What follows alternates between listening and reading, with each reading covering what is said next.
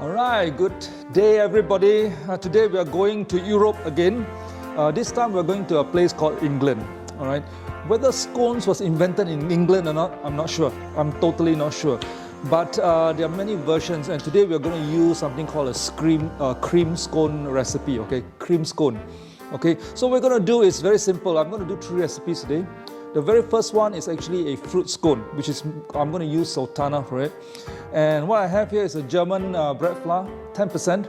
Now for scones, it's not sensitive whether you're using bread flour at 11, 12, 13% or whether you're using 10%. But the more gluten there is in the flour, the tougher the scone is, alright? So this is 300 grams of German bread flour. 10% gluten, alright, so that's the first thing I'm going to use. And I'm going to put in, today we're going to use a sour called Panettone because it has a fruity flavor and it gives a very, very slight sour, alright, that's very important. Okay, I'm going to open this up. Can you put more? Yes, but this one has a very strong fruity taste, flavor, so you don't want it to overwhelm the rest of the Sultana and the rest of the stuff, right? So 15 grams would be great, so that's Panettone. And what's next? We will have 75 grams of custard sugar. You can use custard sugar, which is ideal, but you can also use fine sugar. Please do not use what we call icing sugar. Please do not use the coarse sugar because you will have difficulty melting in. All right, so I'm going to use 75 grams of custard sugar. What's next? We have double acting. Okay, yeah. This is double acting baking powder. It is not baking powder. Okay, there are 2 types of baking powder outside there. The baking powder, when you put water in, it starts to react, it starts to bubble. A double acting baking powder, it bubbles upon liquid and it bubbles again when you apply heat. So it's much easier for you to manage, especially beginners, it's much easier. So this one has 20 grams of it. Alright, 20 grams of double acting baking powder. And of course we have our favorite Sultana. This is Sultana. You can use currants if you want it a bit sour. Sultana has a sour tang to it. If you use raisin, it's completely sweet. So there are many types of it. I'm using Sultana, S-U-L-T-A-N-A, Sultana, which is dried grapes of a different type. So there's 100 grams of it inside here. Alright, what else? What I'm going to do is I'm going to put 75 grams of butter inside, salted butter, but before that, I'm just going to roughly mix it up. I'm going to roughly mix it up so that it's easier for us to mix later. Already I can smell the Panettone already. It's pretty strong. Okay, so here's the trick. We're going to put in 75 grams of salted butter. Salted butter. Why salted butter? Because there's no salt in the recipe. Any bakes you do and there's 0 salt inside, it's going to be totally flat. Okay, I don't care how much sugar you put in, it's going to be totally flat. So we're going to put salted butter.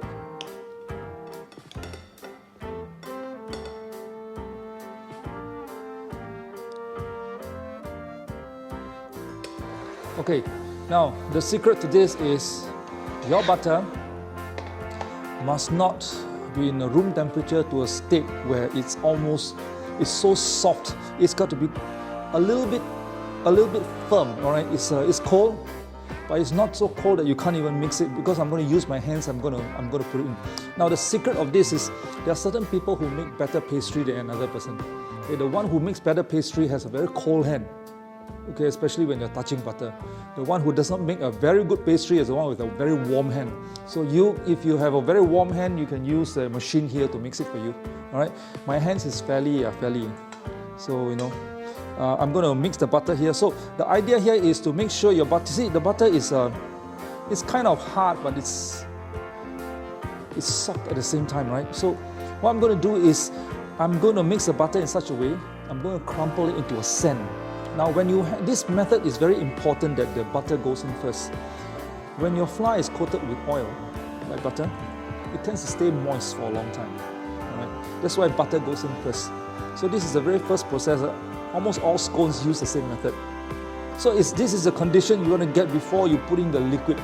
Okay, everything has been incorporated. The butter has been incorporated in the flour such that the flour looks like sand. Okay, that's the condition. The next thing you need to do is to measure up your liquid ingredient. For this, the difference in these scones is that we're using a double cream. All right, you can use double cream, you can use thickened cream. This is the double cream I use. Okay, it's about 38% fat. You can use 35%. Okay, you can use a little bottle, they call it thickened cream. There are many names for it. So I'm going to pour about 90, not about, it's 90 grams. 90 grams of thickened cream. I'm using weight all the way so it's easier for everybody. That's 90 grams. Then I'm going to use milk. Full cream milk, please. Please do not use skim milk, do not use any funny little milk, but just full cream milk. Another 90 grams of full cream milk. So you got half of milk here, half of double cream here, and all you need to do is to make a little hole in the middle like this, and I'm going to pour it in. And then I'm going to cover it up like this. Simple as that. Let the liquid absorb in. Then I turn again. There's a little pool of liquid somewhere inside there. It'll take a while for it to absorb. Okay, once it's absorbed in, I make a little hole again, and I'm going to pour the rest in. Just like that. This unique cream style, double cream style of scones is not usually used. You can actually eat this on its own without any of those sweet jam and all this. But yes, you can eat with those sweet jam and everything. I don't know whether you can smell it, but I can smell it. Those across you're watching a video, of course you can't smell it, but the Panettone is really good. So the next thing you need to do is to get some flour. You flour the table like this, and when you scrape it out like this, you scrape it on the table. Now you're going to use your hand to work on it. You notice I try as much as possible not to use my hands as much as possible because my hands are also fairly warm, so it doesn't make very good pastry. All right, so put some on my hand, and I am going to play sandcastle. I'm pretty sure you played this before, right? You make it into a little ball, and all you need to do is to fold it 2 times. That's once, okay? Fold it again, okay. That was one fold. Then you do a second fold. Do not fold anymore. The more you work at this, the more gluten it is, the harder the scones become. So you want it to be very tender, you don't want it to be hard, right? All right. So do not work at it any more than this. Okay, so the next thing you need to do is to flatten it, right? Okay, I'm going to use a rolling pin. I'm going to roll across like this.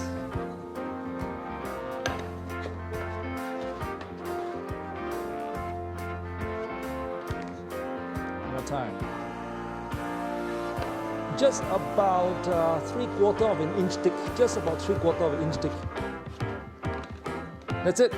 Okay, so you do it this way, and then you start cutting. You start cutting. So for this one, I would like to do it square. Then the next one triangle, and the next one maybe a circle, right? So I'm going to do a square one for this. Your scones come in many shapes and sizes. You want to differentiate by the shapes. So I'll do square one. First of all, I will divide it. I will divide it by putting a marking here like this. All right, and then I half it again.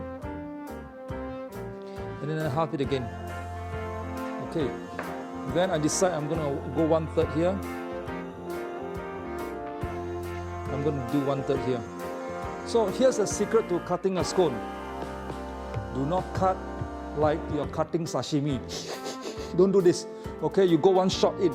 Okay, why? When you do that, the surface you seal it, it doesn't rise very well. When you go one shot down, it seals. All right.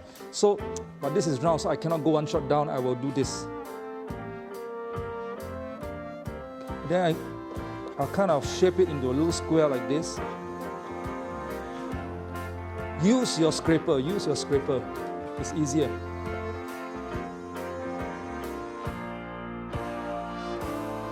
It's always fun to manage bread and scones, right? Managing people is called managing adult daycare center. So scones are great. There's no stress. You can lock me now, no matter how long you are. I'm just having fun. Okay, that's it.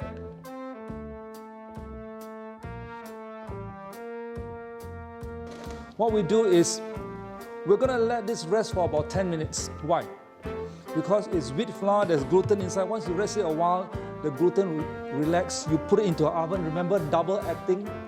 Now the liquid from all this is puffing it up, okay, and the gluten is relaxing. Once the little puff up, you put it inside there, it will come out very nicely. So it may look like a small little piece, but it come out, it will probably be maybe 30% bigger, right? So what I need to do is I need to decorate it. All right. So how to brush this? Very simple. With a little bit of, just about a teaspoon of milk inside there with egg. You mess it up and then you stir it out. There. So now what you do is when you do this brushing, it's 2 layers. It's 2 layers, it's not one. So you go 1 layer, kind of let it absorb in, because the second layer is where it really absorbs.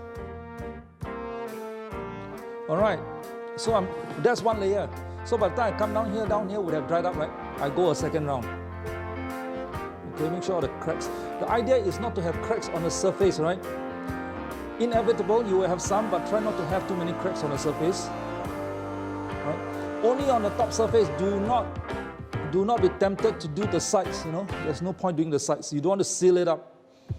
You want it to explode on the sides. And the next thing you will want to do is you will put some lemon zest on the surface, like this. I'm using a very big scraper so you can see the zest, obviously. When you're scraping lemon zest, remember, you scrape through, don't keep scraping because the whitish part is bitter. Okay, so you just want the refreshing zest.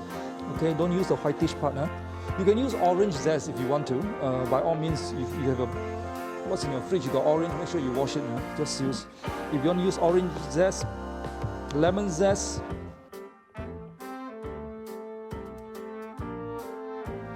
Now you rest for about 10 minutes and we can put it to bake. All right, so I'll see you back in 10 minutes time. There we go, we just put it there for 10 minutes. Just one recipe, we can do several flavors. I'm going to do one of the favorite among everybody, men, women, children. It's called chocolate. Okay, so I'm going to use the same 300 grams of German 10% flour, right? Bread flour. And I'm going to add Malt 110. Why do I do this?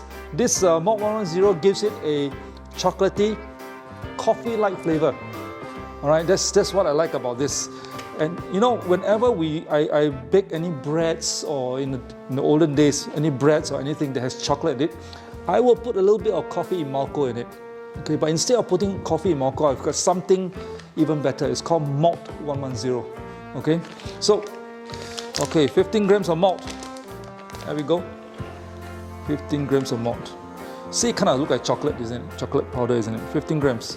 What's next? We put in 75 grams of custard sugar. 75 grams of custard sugar. I repeat, you can use fine sugar, you don't have to use custard sugar. And then 20 grams of double acting baking powder. 20 grams. Alright, there we go. And what's the next thing to go in? Is chocolate. This chocolate I'm using the 50% cocoa. I'm not using, this is dark chocolate, right? It's very good French dark chocolate. Try not to use milk chocolate, it doesn't go very well, so it's dark chocolate by itself. Okay, so there's 100 grams of this. French dark chocolate, 50% cocoa. We mix it out first. Make sure everything is well mixed first before the butter goes in, so it's easier. I'm mixing everything. You can see that the whole mixture is turning grey because of the malt. Very nicely. You want to mix in so that you don't have two colors. You want to have something more even. And even if it's not even, it doesn't matter. It gives you a very nice pattern, right? So the next thing we're going to do, we're going to put 75 grams of salted butter inside as usual. Okay, guess what we're going to do next? We're going to put our hands in again. All right, so now what we do is we put in the liquid ingredients, right? The liquid. This stuff itself smells good. You can take a spoon and start eating it if you want to.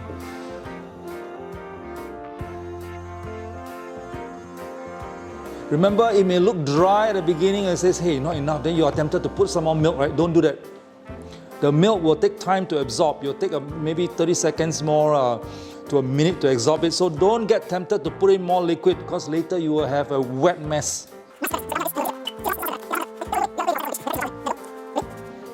How many folds? 2 folds. It's the same, 2 folds. Are you ready? Fold 1. One more fold. There we go. Do not fold anymore. So the same thing, we kind of dust our rolling pin, and then we go this way.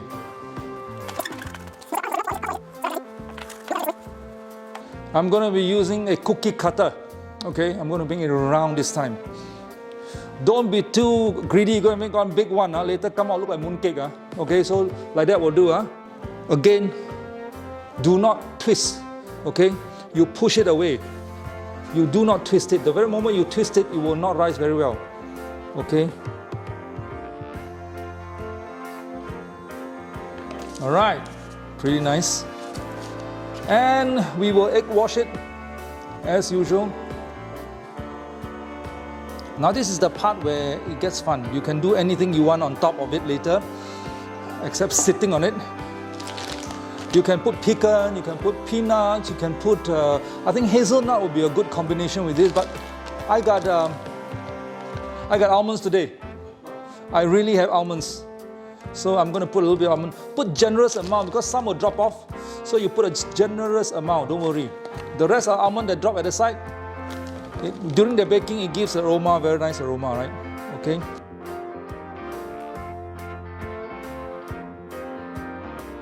Same, leave it for 10 minutes. We will bake it. In the meanwhile, the one is ready. Let's start baking that one over there. Okay, so about baking, it's 200 degrees for 10 minutes. And it's just about 10 minutes, but it also highly depends on the heat of your oven. Some of ovens are pretty hot, so 10 minutes is sufficient. Some is not. Some of them have a hot spot, so you may be a bit more burnt at the corner. You got to turn it around. So it depends on the oven, but you should have a little bit of browning. That's about it. All right, it's very easy. And when you take it out, you can even cool it on a. Or you don't even need to put it on a cooling tray. It doesn't go wet at the bottom for some reason. And there we go.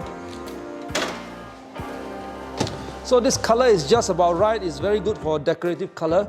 If you want something darker, you can mix the egg wash with the double cream. It becomes darker. Okay, you mix with milk. It's something like that, right? All right. We're here for the last recipe. But guess what? This kind of scones variety is inexhaustible. You can use as many recipes as you can. Today I created 3 and this is going to be the 3rd and last one. It's savory. That means it's saltish, saltish, right? So again, 300 grams of bread flour, German bread flour, 10% gluten. And this time we're going to put Norcia. Instead of using some vinegar, some people use vinegar, some people put buttermilk inside, we're going to use a bread sour, which has a more complex flavor. So it's pretty good. How many grams of Norcia? 15 grams, you guess it. Let's standardize everything so it's easier for everybody. And the next thing you do is, whether it's savory or sweet, you still need to put in some sweetness in it. I'm gonna put in about 30 grams of sugar. Just now that one was 75 grams, just 30 grams. Give a little bit of sweetness to it, but it's supposed to be overall saltish. And then I'm gonna put 20 grams of, again, double acting baking powder. The kind of cheese you choose for a cheese scones has to be the sharp ones. Don't use the blunt ones like brie.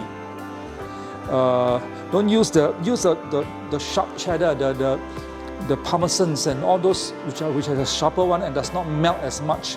They don't use the brie, the camembert and all this are liquidy and they are more milky by nature.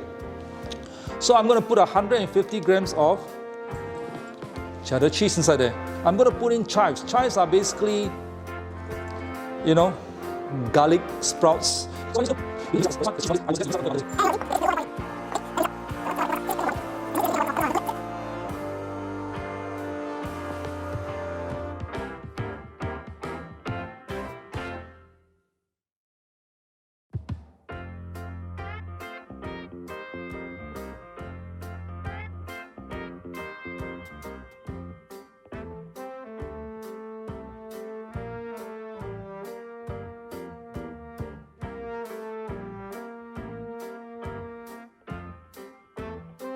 Okay guys, ladies and gentlemen, there we have it, our English tea set.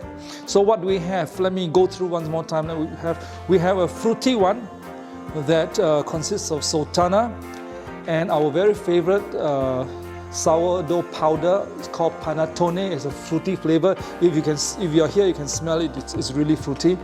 And then over at the savory side, we have cheese and chives to be eaten together with cream cheese and garlic butter, which I demonstrated last week. And what do I put inside? The sourdough powder inside is called Norcia.